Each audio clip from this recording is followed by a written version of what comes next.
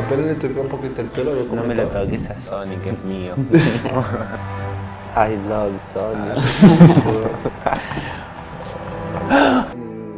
A pesar de lo que se ve, ¿no? De que es una persona muy alegre, de que prácticamente es una persona que no tiene días malos pareciera, pero nada, cuando le dieron la cinta de capitán le dio un prestigio a él por sobre todas las cosas de liderazgo.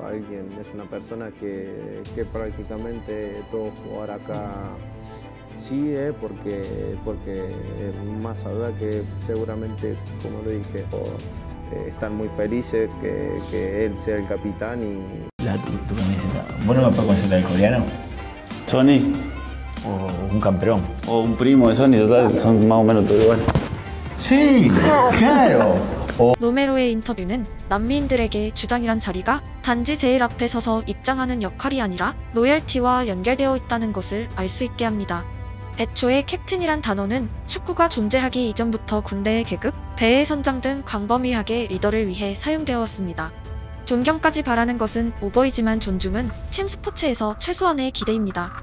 우루과이 패널은 한국인이란 대명사로 손흥민을 지칭했고 세계 챔프로 로메로를 지칭했습니다. 그의 최초 의도에 부정적인 느낌은 전혀 없었고 오히려 토트넘의 유일한 한국 선수 그리고 토트넘의 유일한 월드컵 위너로서 주명을 부각했습니다. 돌아온 단어는 프리무입니다. 친척으로 해석하긴 했지만 친족 전체 혹은 가까운 집단 등 광범위하게도 사용하는 단어이고 패널이 앞서 한국인을 언급했기에 걔네들 전부 똑같이 생겼다로도 번역할 수 있는 스페인어 표현입니다. 해당 영상이 최초 게시된 시기에는 트위터에 한국어로 실망을 말하는 댓글이 존재하지 않았고 오히려 남미인들이 먼저 반응했으며 다음이 유럽인이었습니다. 그들은 그 말이 어떤 의미인지 알고 있었기 때문입니다. 끔찍하다는 브라질인의 반응은 오래된 농담 소재가 현 시대에는 맞지 않다는 것을 알 수 있게 합니다. 관객은 바나나 같은 과일을 전해주기도 했습니다. 현장에서 아무도 문제 제기를 하지 않았습니다. 그게 잘못인지 몰랐던 무지의 시대였기 때문입니다. 하지만 현 시대에는 그게 끔찍한 일이라는 것을 모두가 알고 있습니다. 인종차별이란 단어는 비교적 역사가 짧고 여전히 무엇이 차별이고 무엇이 아닌지 가려지고 있는 오늘입니다. 비행기의 발명은 수천 년 전이 아니었고 지구촌의 형성은 인류 역사에서 비교적 근래입니다. 그리고 오늘 지구촌엔 벤탄쿠르의 발언이 잘못됐다는 것을 인지하기 시작한 사람들이 있습니다. 저 발언이 잘 해결될 거라곤 상상도 안 된다. 손흥민은 인간적으로 제일 착한 축구선수다. 그저 농담이었다고 주장할 것 같지만 저런 말을 뱉다니. 내일 한국인이 일어나면 그의 인스타그램 댓글창은 아작이 날 것 같다. 근데 그럴만하다. 너무 실망스럽다. 벤탄에게 더 나은 것을 기대하고 있었다. 이 소식을 전해 듣는 손흥민을 떠올려보라. 이건 지나치게 오래된 농담이다. 벤탄이 사과하길 바란다. 벤탄쿠르의 영상보다 먼저 그의 사과글을 많은 한국인들이 보게 된 이유는 한국인이 일어나기도 전에 혹은 인지하기도 전에 이미 타대륙의 토트넘 팬들에 의해 분명한 차별이란 여론이 조성되었기 때문입니다. 일부 한국인이 이게 차별이 맞나 의아할 때 그들은 먼저 인지했던 이유는 오래전부터 그 소재로 동양인을 조롱하던 사람들을 목격해왔던 기억 때문입니다. 동양인은 다 똑같이 생겼다. 니하오라고 인사한 상대에게 한국인이라고 대답하면 상관없다. 어차피 너네들 다 똑같이 생겼잖아 등 해당 소재는 광범위하게 사용되었습니다. 동양인의 눈과 광대가 그들 눈에 흡사해 보인다며 눈찢기 등 대주제에서 소주제로 카테고리는 뻗어나갑니다. 토트넘 관중석에서 동양인을 향해 손흥민이라고 조롱했던 사람 또한 동양인은 다 손흥민처럼 생겼다는 소재의 차별이었습니다. Where is he? I don't believe it. Someone sitting behind him. But surely he should be on the bench, or he should be warming up. He looks very serious, he looks very focused. Maybe he's coming on second half, do you think?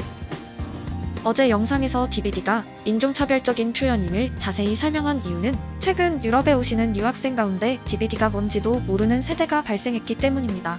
2000년대생들은 어릴 때부터 다른 플랫폼을 사용한 세대이므로 유럽에서 DVD란 언어를 듣고도 그게 무슨 뜻인지 몰라 웃고 넘어가는 경우가 있습니다.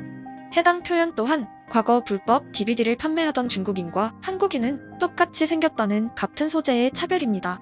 가끔 단지 불친절한 유럽인을 상대로 차별이라 오해하는 경우가 있지만 다른 해석은 문제 제기에서 중요한 요소입니다.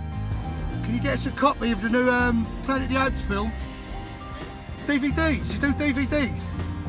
Good copies.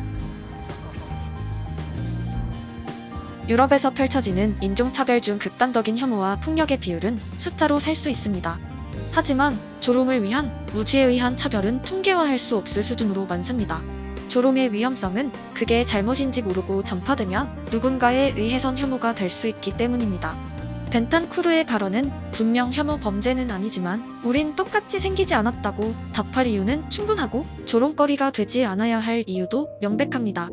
앞서 말씀드린 대로 외국어에 익숙하지 않거나 세대가 다른 한국인은 DVD 사례처럼 인종차별적인 언어를 듣고도 그게 차별인지도 모르는 경우가 제법 있습니다. 인지한 사람들은 잘못됐다고 알려줘야 합니다. 흑인을 향한 차별과의 투쟁의 출발선엔 최초의 문제제기가 있었습니다. 하지만 동양인을 향한 차별에 대해선 문제제기의 목소리가 대부분의 시간 약했습니다. 만약 벤탄쿠르가 에메르송이나 비수마를 향해 같은 농담을 했다면 어떤 상황이 펼쳐졌을지 상상 가능하신가요? 그들의 자국뿐 아니라 전 세계의 흑인들을 대상으로 공격받았을 것이고 징계는 기정사실이며 애초에 벤탄쿠르에게 흑인을 대상으로 똑같이 생겼다는 말을 뱉을 용기가 있었을까도 의문입니다. 큰일 난다는 것을 알기 때문입니다. 구단에서도 협회에서도 TV에서도 SNS에서도 온 세상이 흑인의 삶도 똑같다는 너네는 얼굴도 똑같다는 말을 뱉을 프로 축구선수가 존재하긴 쉽지 않습니다. 동양인에게 하는 것은 농담이고 흑인에겐 안 된다. 완전히 무지에 의한 비논리이고 거듭되는 정보 주입에 의한 학습 효과입니다. 해당 발언에 악의가 없었더라 치더라도 징계가 반드시 필요한 이유입니다. 그런 농담은 흑인뿐 아니라 동양인에게도 안 된다는 당연한 정보 전달이 되어야 합니다. 프로 선수의 말을 듣는 수많은 사람들이 있고 해당 발언에 아무런 제재가 없으면 어린 연령대는 문제의식을 전혀 느끼지 않고 다른 장소에서 똑같은 농담을 던지고 자기들끼리 웃게 됩니다. 그 소재는 결국 DVD나 계란 볶음밥처럼 버라이어티하게 전개됩니다. 한국 언론은 영국 축구협회가 강력한 징계를 준비하고 있다고 알렸고 해당 기사는 영국의 미러지에서 최초 보도한 내용입니다. 하지만 안타깝게도 영국 축구협회의 공식 홈페이지, SNS, 어디에서도 징계에 관한 유의미한 내용은 찾을 수 없습니다. 후속 보도가 필요하겠지만 현재로선 징계에 대한 어떤 움직임도 없습니다. 앞서 보신 관중은 토트넘 경기장 출입이 금지되는 징계를 받았습니다. 형평성의 문제이고 해당 발언에 징계가 없다면 앞으로 프로 선수들이 동양인은 똑같이 생겼다고 발언해도 그걸 듣고 자란 어린이들이 처음 만난 동양인에게 같은 말을 뱉어도 괜찮다고 용인해주는 꼴입니다. 프로 선수들의 높은 연봉은 여러 가지 이유가 있지만 분명 사회적 책임감이란 측면과 공인의 역할이란 의미도 포함되어 있습니다. 여론 혹은 사람들에 의해 수익이 파생되는 직업이기 때문입니다. 우루과이의 가정집에서 자기들끼리 떠드는 사람들을 경찰이 붙잡아 검거해야 할 필요는 없지만 공인의 말은 전혀 다른 주제의 이야기입니다. 특히 우루과이는 인구가 불과 300만 명인 나라이지만 발베르데와 벤탄쿠르 대표팀에서만 2명이 같은 소재를 사용했습니다. 교육이 절대적으로 필요해 보입니다. 발베르데가 한국 홈에서 눈짓기를 하고 답한 내용은 친구를 위한 세레머니였다였고 더 놀라운 것은 납코름에서 우루과이 선수 전체가 눈을 찢는 기념 사진을 찍었고 우루과이 축구협회가 해당 사진을 자신들의 공식 트위터 계정에 올린 것입니다. 무지의 무서움을 알 수 있습니다.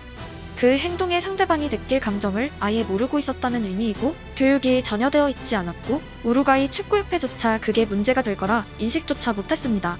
작은 눈, 똑같은 얼굴, 해당 소재가 그냥 농담거리라며 문제의식을 가지지 못했던 사람이 있다면 다시 한번 생각할 필요가 있습니다. 흑인들에게 바나나를 던지면 안 된다는 생각이 불필요한 단순한 정보조차 배우기 전엔 몰랐던 것이 인류였습니다. 이틀 연속 축구와 아무 상관없는 주제를 영상화한 것에 안타까운 감정이지만 앞서 말씀드린 대로 프랑스에 거주하며 언어에 익숙하지 않은 한국인들이 차별을 이해하지 못하는 경우를 수차례 목격했고 잘못된 건 잘못됐다고 말할 시간이라 생각했습니다. 그냥 농담이었다고 얼버무리는 자들의 무지를 적어도 많은 사람들이 알아야 한다고 생각했고 이 영상을 본 누군가가 해외에서 DVD를 듣는다면 하지 말라고 분명히 전달하고 동시에 주변 사람에게 도움을 요청하길 바랍니다. 사람 사는 곳은 다 비슷합니다. 범죄자도 있고 좋은 사람도 있습니다. 인종차별자가 있다면 국적에 상관없이 함께 분노해줄 사람도 가득 있습니다. 세상 누구도 인종과 국적만으로 무시당할 이유가 없습니다. 중요한 것은 인종과 타인종의 대립이 아니라 차별하는 인간 대 정상적인 인간입니다. 그리고 혐오의 출발선엔 대체로 조롱과 장난이 있습니다.